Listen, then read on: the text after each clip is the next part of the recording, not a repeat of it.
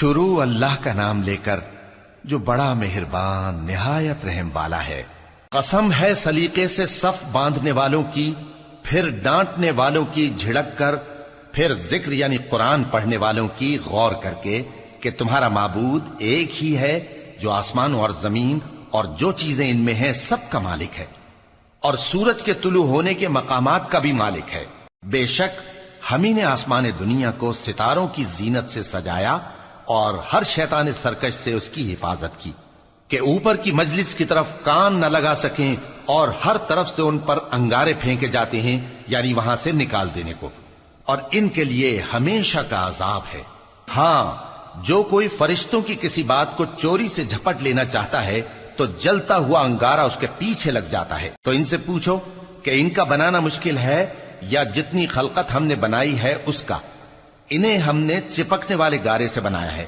ہاں، تم تو تعجب کرتے ہو اور یہ مذاق اڑاتے ہیں، اور جب ان کو نصیحت کی جاتی ہے تو نصیحت قبول نہیں کرتے، اور جب کوئی نشانی دیکھتے ہیں تو ٹھٹھے کرتے ہیں اور کہتے ہیں کہ یہ تو کھلا جادو ہے۔ بھلا جب ہم مر گئے اور مٹی اور ہڈیاں ہو گئے تو کیا پھر اٹھائے جائیں گے؟ اور کیا ہمارے باپ دادا بھی جو پہلے ہو گزرے ہیں؟ کہہ دو کہ ہاں، اور تم لوگ ذلیل ہوگے۔ بس وہ تو ایک زور کی آواز ہوگی اور یہ اسی وقت دیکھنے لگیں گے اور کہیں گے ہائے کمبختی ہماری، یہی جزا کا دن ہے۔ کہا جائے گا کہ ہاں، وہی فیصلے کا دن جس کو تم جھوٹ سمجھتے تھے۔ فرشتوں کو حکم ہوگا جو لوگ ظلم کرتے تھے ان کو اور ان کے ہم جنسوں کو اور جن کو وہ پوجا کرتے تھے سب کو جمع کر لو، یعنی جن کو اللہ کے سوا پوجا کرتے تھے، پھر ان کو جہنم کے رستے پر چلا دو اور ان کو ٹھہرائے رکھو کہ ان سے کچھ پوچھنا ہے۔ تم کو کیا ہوا کہ ایک دوسرے کی مدد نہیں کرتے؟ اصل بات یہ ہے کہ آج یہ لوگ اپنی غلطی تسلیم کر رہے ہیں اور وہ ایک دوسرے کی طرف رخ کر کے سوال و جواب کریں گے۔ پیروکار اپنے پیشواؤں سے کہیں گے کہ تم ہی ہمارے پاس دائیں طرف سے آتے تھے۔ وہ کہیں گے نہیں، بلکہ تم ہی ایمان لانے والے نہ تھے، اور ہمارا تم پر کچھ زور نہ تھا، بلکہ تم ہی سرکش لوگ تھے۔ سو ہمارے بارے میں ہمارے پروردگار کی بات پوری ہو گئی کہ اب ہم عذاب کے مزے چکھیں گے۔ سو ہم نے تم کو بھی گمراہ کیا کہ ہم خود بھی تو گمراہ تھے، پس وہ اس روز عذاب میں ایک دوسرے کے شریک ہوں گے۔ ہم گناہگاروں کے ساتھ ایسا ہی کیا کرتے ہیں۔ ان کا یہ حال تھا کہ جب ان سے کہا جاتا تھا کہ اللہ کے سوا کوئی معبود نہیں تو تکبر کرتے تھے اور کہتے تھے کہ بھلا ہم ایک دیوانے شاعر کے کہنے سے کہیں اپنے معبودوں کو چھوڑ دینے والے ہیں؟ نہیں، بلکہ یہی حق لے کر آئے ہیں اور پہلے کے پیغمبروں کو سچا کہتے ہیں۔ بے شک تم تکلیف دینے والے عذاب کا مزہ چکھنے والے ہو، اور تم کو بدلہ ویسا ہی ملے گا جیسے تم کام کرتے تھے۔ مگر جو اللہ کے چنے ہوئے بندے ہیں یہی لوگ ہیں جن کے لیے روزی مقرر ہے، یعنی میوے، اور ان کا اعزاز و اکرام کیا جائے گا۔ نعمت کے باغوں میں ایک دوسرے کے سامنے تختوں پر بیٹھے ہوں گے، شراب لطیف کے جام کا ان میں دور چل رہا ہوگا جو رنگ کی سفید اور پینے والوں کے لیے سراسر لذت ہوگی، نہ اس سے درد سر ہو اور نہ وہ اس سے بہکیں۔ اور ان کے پاس حوریں ہوں گی جو نگاہیں نیچی رکھتی ہوں گی اور آنکھیں بڑی بڑی، گویا وہ گرد و غبار سے محفوظ انڈے ہوں۔ پھر وہ ایک دوسرے کی طرف رخ کر کے سوال و جواب کریں گے۔ ایک کہنے والا ان میں سے کہے گا کہ میرا ایک ساتھی تھا جو کہتا تھا کہ بھلا تم بھی ایسی باتوں کی تصدیق کرنے والوں میں ہو؟ بھلا جب ہم مر گئے اور مٹی اور ہڈیاں ہو گئے تو کیا ہم کو بدلہ ملے گا؟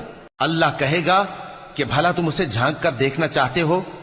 پھر وہ جھانکے گا تو اس کو بیچ دوزخ میں دیکھے گا، کہے گا کہ اللہ کی قسم تو مجھے بھی ہلاک کرنے لگا تھا، اور اگر میرے پروردگار کی مہربانی نہ ہوتی تو میں بھی ان میں ہوتا جو عذاب میں حاضر کیے گئے ہیں۔ تو کیا واقعی اب ہم مرنے والے نہیں؟ ہاں، جو پہلی بار مرنا تھا سو مر چکے، اور ہمیں عذاب بھی نہیں ہونے کا۔ بے شک یہی تو بڑی کامیابی ہے۔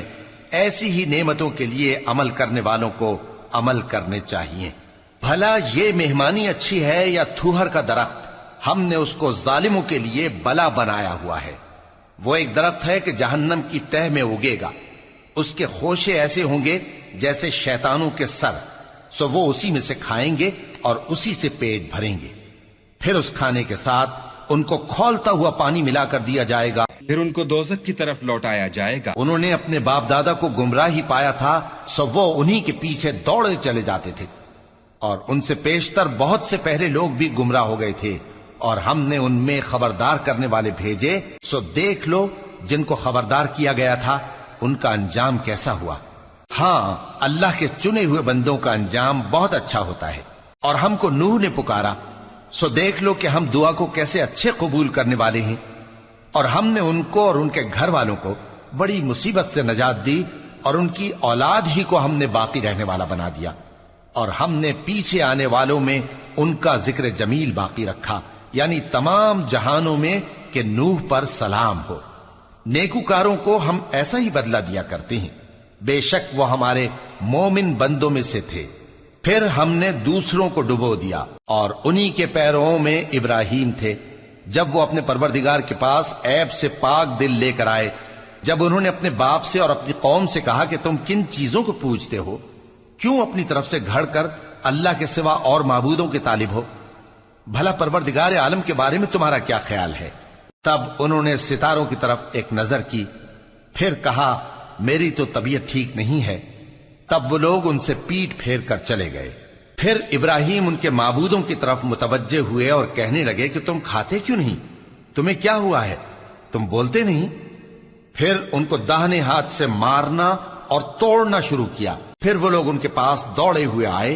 ابراہیم نے کہا کہ تم ایسی چیزوں کو کیوں پوجتے ہو جن کو خود تراشتے ہو، حالانکہ تم کو اور جو تم بناتے ہو اس کو اللہ ہی نے پیدا کیا ہے۔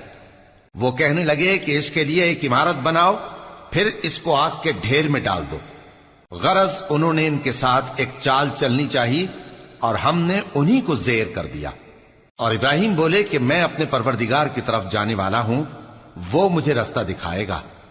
اے پروردگار، مجھے اولاد عطا فرما جو سعادت مندوں میں سے ہو۔ تو ہم نے ان کو ایک بردبار لڑکے کی خوشخبری دی۔